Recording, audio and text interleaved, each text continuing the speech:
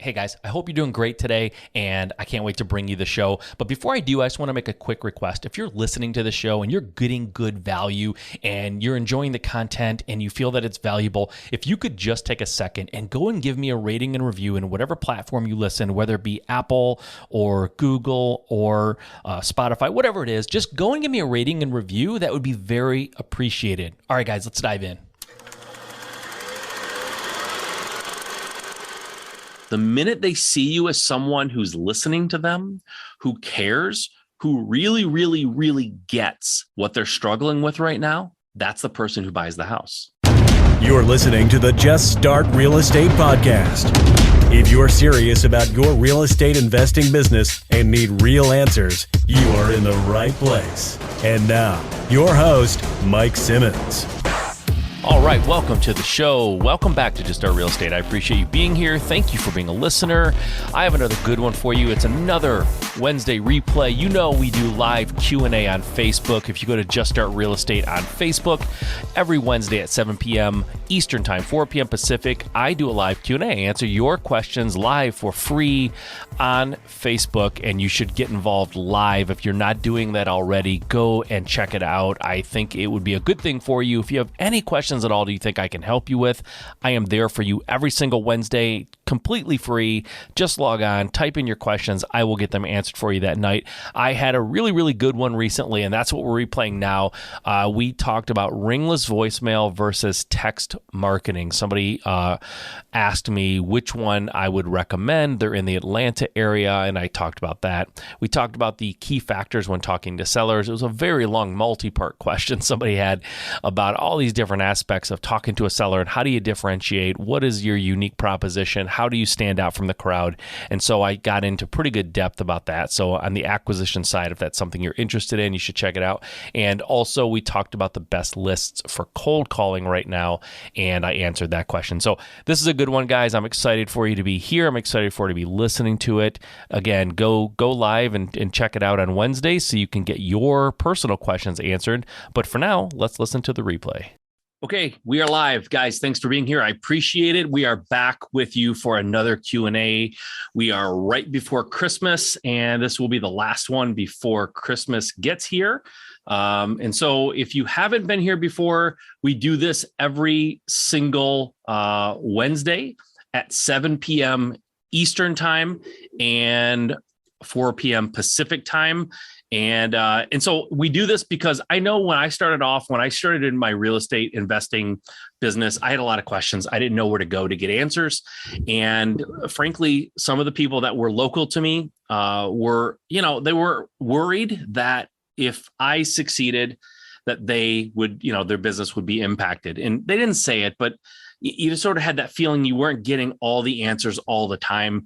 And some people did. I definitely had people in my corner in my local market who were trying to help me, and they were friendly and they were, really forthcoming. But it's not like I had someone at a high level who was just pouring into me all the time and answering all my questions. It was, I was sort of bothering them a little bit to get their time. And so I get that, right?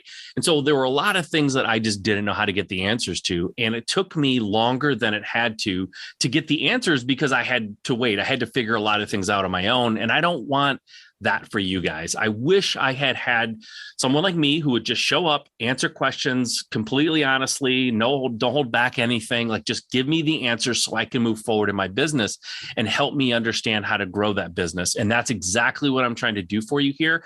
I was able to go from flipping my first house in 2008, going into 2009, to fast forward now over the last 6 years or so. We have in my company, we've done about 600 deals, a little over 600 deals over the last 6 years. So we really cranked it up. We learned a lot, and we were able to apply things that I learned, frankly, from people who were doing more than me 6, 7, 8 years ago. I was able to apply what they were doing in their business and my business, and it all took off. And it can for you too. You just have to ask the questions. You have to show up, right? They say showing up is half of the battle. It really can be. So you have to show up at things like this. You have to show up at masterminds and local RIAs. You have to be where things are happening so you can ask questions that get you to where you want to go. Okay.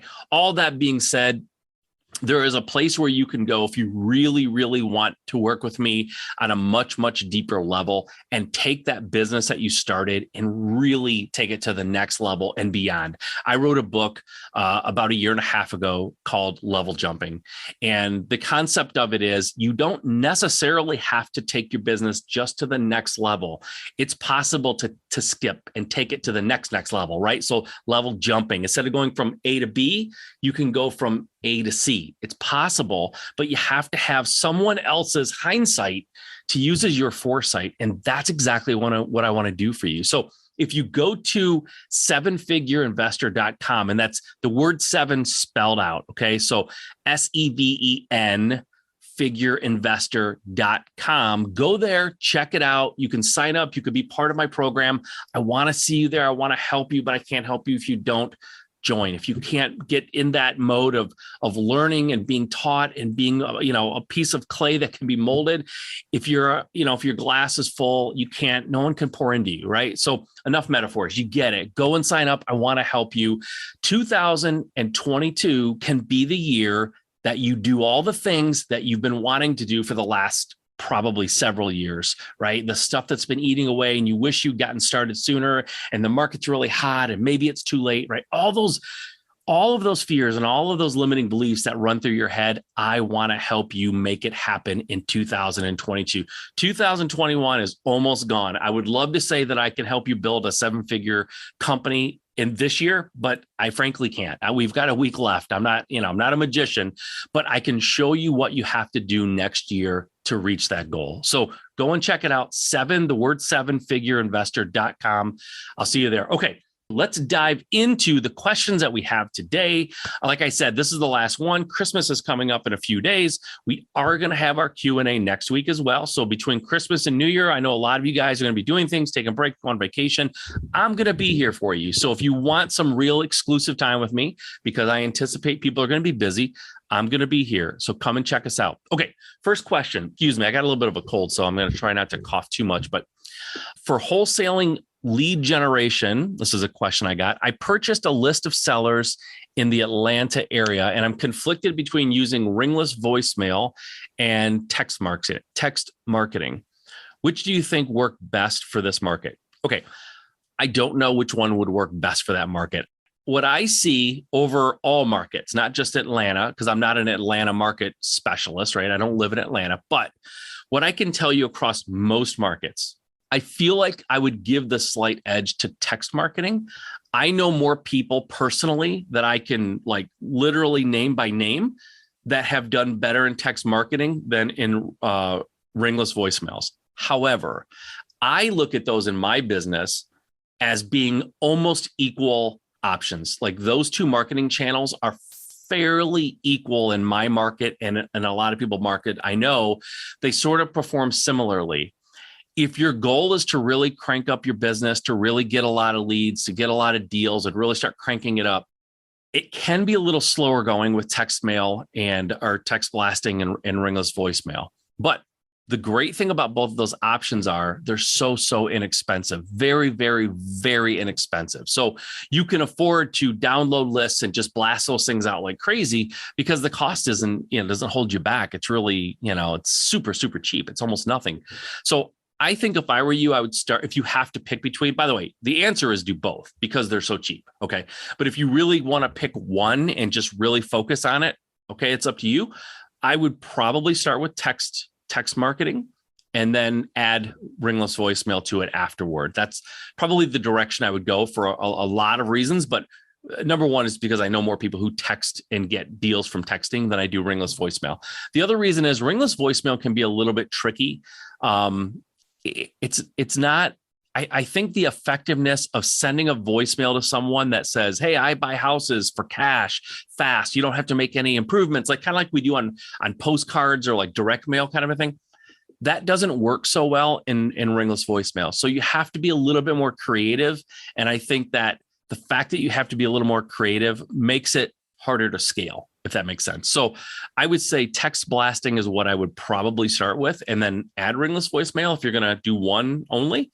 If you can do both, do both. I think that's great. And if you really, really want to take it up a notch, if you really want hey, Mike, I don't know anything more than these two, but I would say direct mail. If you really want to get some responses and start getting some deals, I would also maybe a direct mail down the road if your marketing budget allows.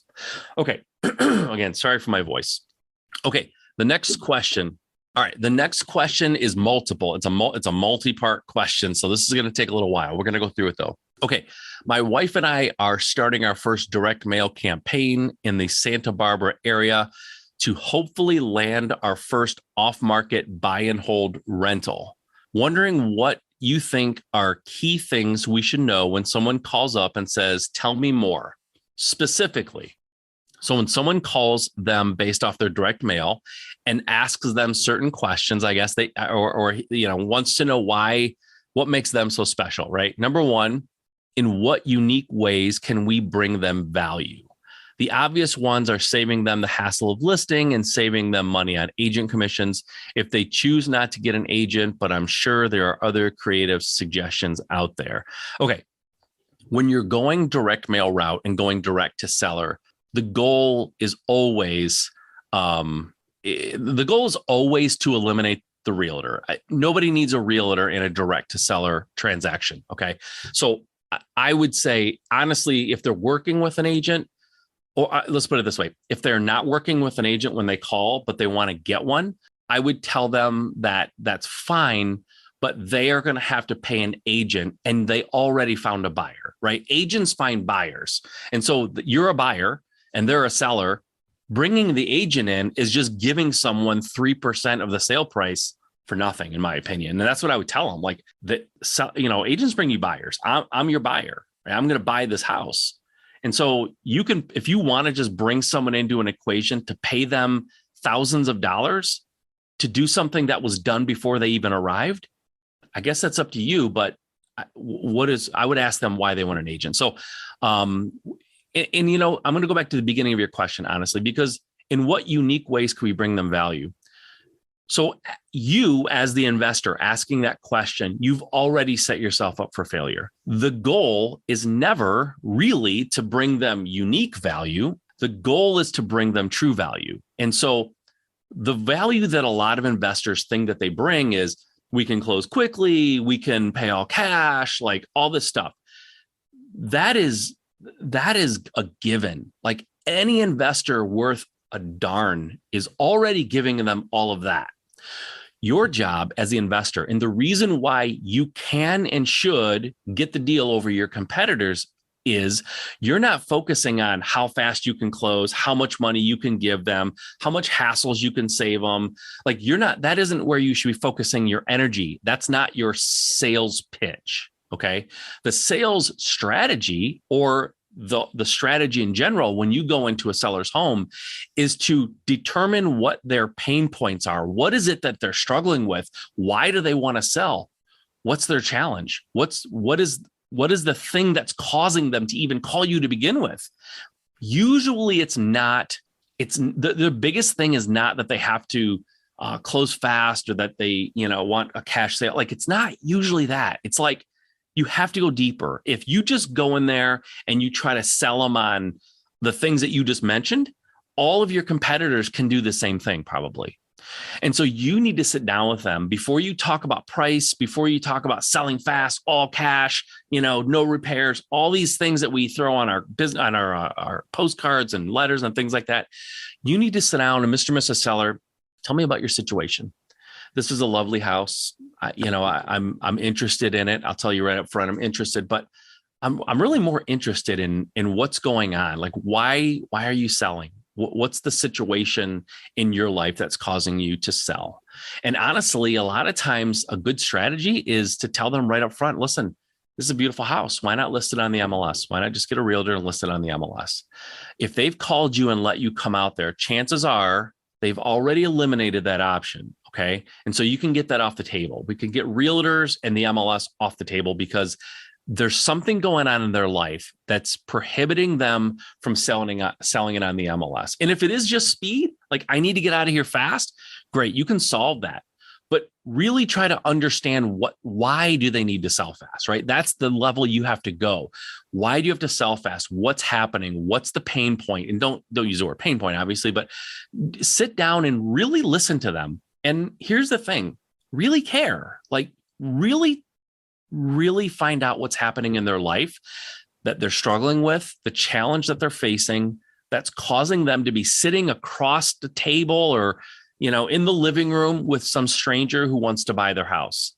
Something's going on. Solve that problem, and all of the other stuff will come so much easier. Solve the problem. Be a problem solver. Don't be a house buyer.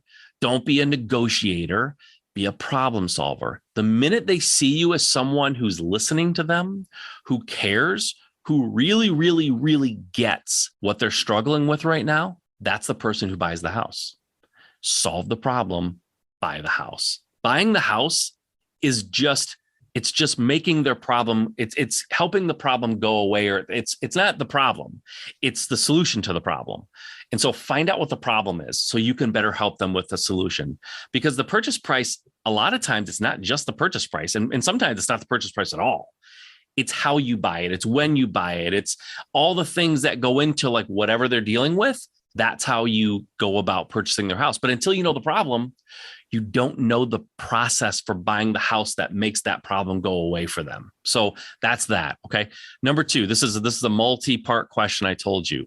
Here we go. Number two, is it pretty common for the buyer's agent to act as a dual agent in situations like this? I could imagine the seller may be wary of the buyer suggesting, hey, you should just use my agent. Number one, you don't need an agent. They don't need an agent. Let's get agents off the table. When you are doing direct mail and you're going direct to seller, nobody needs an agent. In fact, in my business, my partner who does our sales and goes into the homes and talks to the homeowners, he's an agent. He tells them right up front, it's in our paperwork. I'm an agent, but I'm not acting as an agent. In this capacity, I am strictly here to buy your house. I am not legally, ethically, or in any way, shape, or form representing you as an agent. I'm not representing my company as a realtor. I'm here as a person who wants to buy your house. And so nobody needs, you're off base with that. Nobody needs an agent. You don't need an agent. They don't need an agent. There's no dual agency. Get the agents off the table. This is why homeowners need time to understand the process from an investor like us, because they think the same thing you think. Like, where's the agent? Who's the agent? When do we get an agent? No agent. Agents find buyers and they help sellers find buyers. They found the buyer. You're the buyer. Okay. The title companies can guide you through the process of the closing. Nobody needs an agent. So that's number one. Like I said, I've bought well over 600, probably closer to 700 houses in my life. And I think, not counting my personal home, but just like investment properties, I have never used an agent. And I think the sellers have used an agent. I don't know, maybe had an agent involved for whatever reason, because they were a friend or they just were scared, maybe a dozen times out of 700 transactions. Like, it just doesn't happen. So nobody needs an agent. Next part of this question. What, if any, differences are worth highlighting between the MLS and off-market ownership transfer process? The only difference between those two processes are the agent, the realtor. So, and the MLS, a realtor has to be involved. If a house is listed on the MLS, a realtor has to be involved at some point, at some level, right? When it's just off-market owner transfership, no agents needed. That's the only difference. You still go to a title company. You still, depending on what state you're in, you have a deed of trust or you have a mortgage. All those things, if there's a mortgage, unless you're buying it cash, right? If you're buying it cash, there's no mortgage, but it goes through a title company. There's a title search to make sure that there's no liens or encumbrances on that property. And so there's really two things. There's the MLS listing part where you're trying to find a buyer. And then once a buyer is identified and a purchase agreement is signed, it goes to the title company or the attorney. And they handle the actual closing process to make sure it's all done legally and that there's no liens or mortgages that people aren't aware of, and that the house is completely debt-free when you buy it. That's all that happens, right? So the MLS part of it is the looking for a buyer part. And once you find a buyer, the MLS is not needed anymore. So there's no difference in the transfer process. It all happens the same, whether it goes MLS or not. So, okay. Is there anything related to financing that changes for off-market deals? Is it harder to get financing for any reason? Nope, it's not harder to get financing at all. If you're going to get financing, the lending institution, their number one concern is that there's a mortgage recorded against the property and there's no other liens on the property when they finance it, right? So they want to make sure the title work is done at a title company or an attorney's office. And once that's all done and the attorney or the title company says, once this transfer is done, and the loan is, your loan that you want to put on this property is there'll be no other loans or no other encumbrances, no other liens, nothing, right? So the process of ownership transfer is the same because that process happens at a title company or at an attorney's office, whether it's MLS, off market or not, whichever way it is, it all happens at a title company or an attorney's office. And it doesn't change whether it's on the MLS or not when it's being sold. Okay, next one. Okay, question here looks like live. Michael Robertson, what's up, Michael? I am focused on direct mail and cold calling. I am happy with my results and will expand in 2022. Do you recommend another avenue?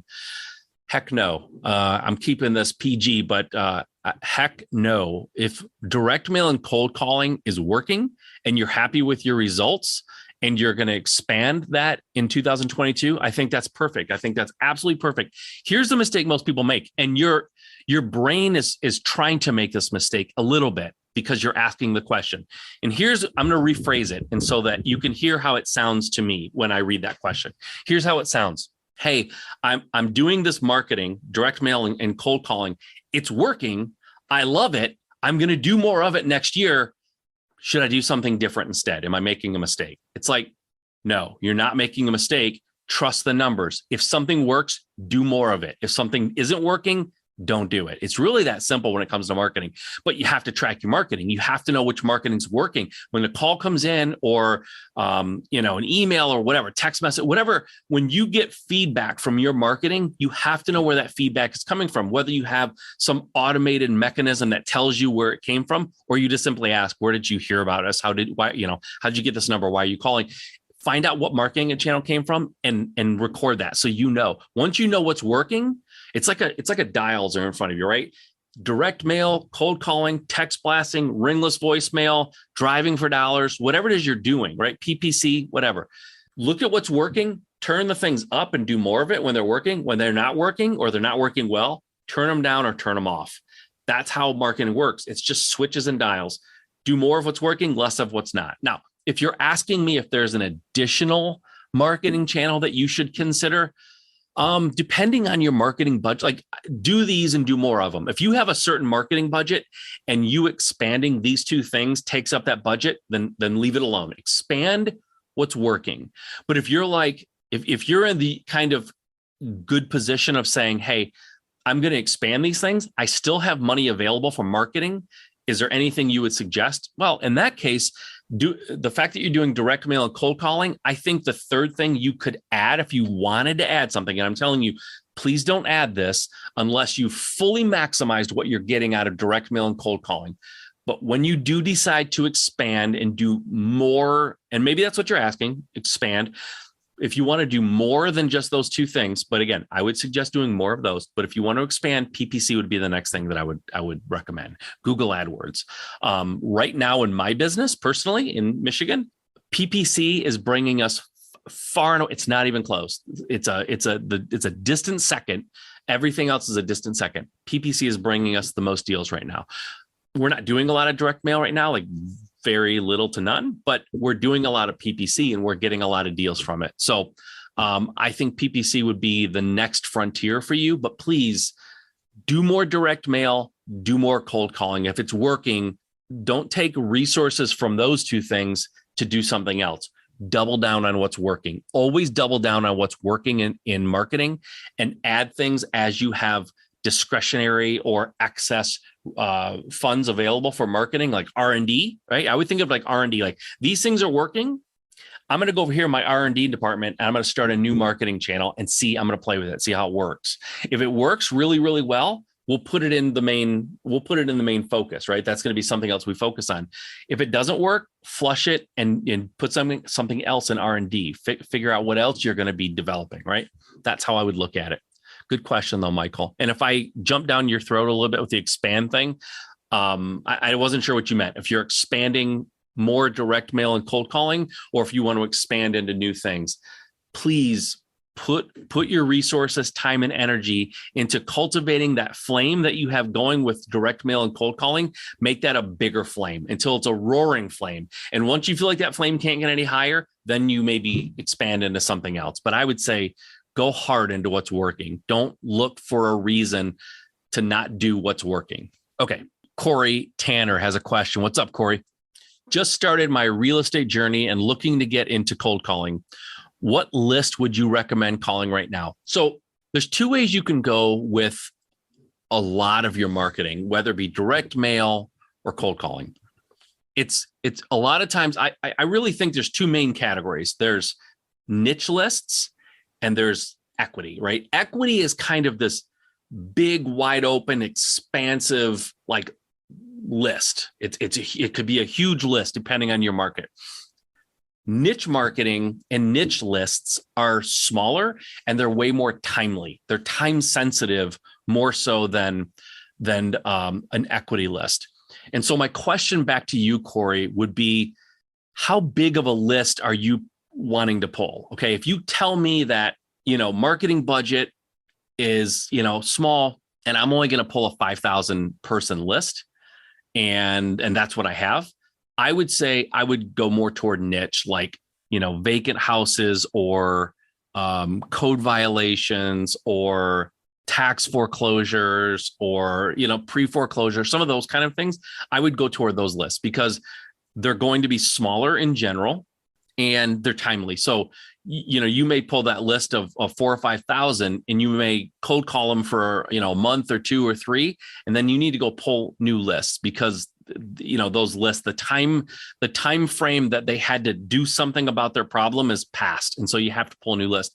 Those niche lists don't last forever. Now, if you tell me I have the money, I have plenty of marketing budget, I could pull 100,000 names, right? If that's the kind of budget you're talking about, then I would probably encourage you and push you more toward an equity list. Right? You can pull 100,000 people who have a certain amount of equity and cold call them like crazy. And the reason why a lot of times with cold calling, it's nice to have a bigger list is because you can start using these cold calling services where you can do like robo dialing or power dialing, they call it sometimes, where you're loading up like 500 to 1,000 numbers, and this service or this software will call like 5 or 10 numbers at one time, and they'll all start ringing. And as soon as one person or one of those 5 pick up, all the other ones will drop, and you're talking to that one person. And so people can, cold calling, these companies that do cold calling, one person can call thousands and thousands of numbers in a day.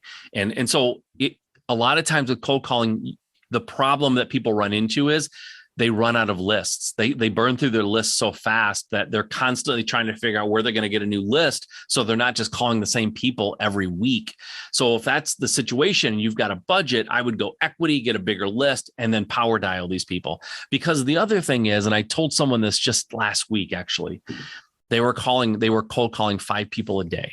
5 people a day are going to be really, really tough unless you're doing a super duper focused list, like a highly hyper focused list. Even at that, 5 calls a day are rough. Like we want people to make like 5 calls every 15, 20, 30 minutes. Like, and a real cold calling like machine is each person's calling hundreds and hundreds and hundreds of people. Right. And so cold calling tends to be a thing where you need bigger lists, and bigger lists means, you tend to get more into that equity side, because if somebody has, let's just say 50% equity, if you get everybody in your market on a list that is 50% equity, some of those people are going to also show up on a niche list, right? And so that's another thing you could do if you have the money is buy an equity list and buy a bunch of niche lists and stack them. They call it list stacking. Stack those up and see who shows up on, let's just say you have 5 different lists. Let's see who shows up on 2 or 3 of them or 4 of them or even 5 of them, right? And now you have a highly targeted list. And so maybe you call all those people first because they have a lot of equity, they have code violations, and they're behind on their taxes, for example, right? Like, geez, this person really needs help bad. So you call those people first. But that's how I would do it, man. If I had tons of, if I had the money to spend on the bigger list, I would get the bigger list and be calling hundreds of numbers an hour, right? That's probably how I would go about it. If you don't have that money, I would go for niche and just pull a list of maybe a handful of 5,000, and just start piling through those numbers and calling those guys. That's how we do it. Okay. Next. Okay. Michael said, thank you. Got it. Tracking my campaigns with CallRail. Awesome. I'll stick with my 2 for now. Eye on the ball. Love it. Love it. Love it. Love it. Love it. Love it. Michael, too many people, man, they have something working and they just like go, I want to try this instead. And I'm going to stop direct. So you're 100% right, man. You got 2 things that are working for you. Double down. Go deeper into those 2 things. Really squeeze the juice out of it and get everything you can out of those 2 before you start dumping money into anything else. Okay, we are about halfway through the hour. If anybody on has another question, post it right now because I think I'm going to call it for the night. We do have one more question, but I'm going to hold this off till next week. It's a long one. It's going to take a little bit longer. But if you guys, Corey or Michael, if you guys got anything else, let's do it. Otherwise, we are going to call it for the week. I'm going to do a countdown. Hey, Corey, you're welcome. You said, thank you. I appreciate you, man. I appreciate you being on. We'll do a countdown here. 2, 1, 0. All right, guys, that's it. Have a good Christmas. I won't speak to any of you probably before Christmas. So have a good Christmas. Have a good New Year. If you're not here next week, I get it, but I'd love to have you. Have a good holiday season. Be safe. Be careful. Remember, your competition is taking from now until the new year off. They're taking it off, right? I'm not suggesting that you don't take time off. Definitely take time off with your family. But in those times where you're just sort of killing time playing Xbox or, whatever, just watching some Netflix thing you've already seen, maybe start mapping out what next year is going to look like. Map out some goals, just kind of give yourself a little bit of a roadmap of what you want to accomplish next year. Come and find me and let's make it happen. I want you to hit your goals next year. I don't care how crazy and big they are. They're attainable. Trust me. Let's work together. Let's get those things figured out. Go find me on 7figureinvestor.com. Show up to these Wednesday nights. Ask all the questions you want. I'm here for you guys. Have a safe and happy holiday season, and we'll see you next week. All right, I hope you enjoyed that. Remember, I do these Q&As live on Facebook on Wednesdays at 7 p.m. Eastern, 4 p.m. Pacific. I hope you enjoyed this. Tune in next week for another installment of live Q&As answering your questions. Okay, until next time.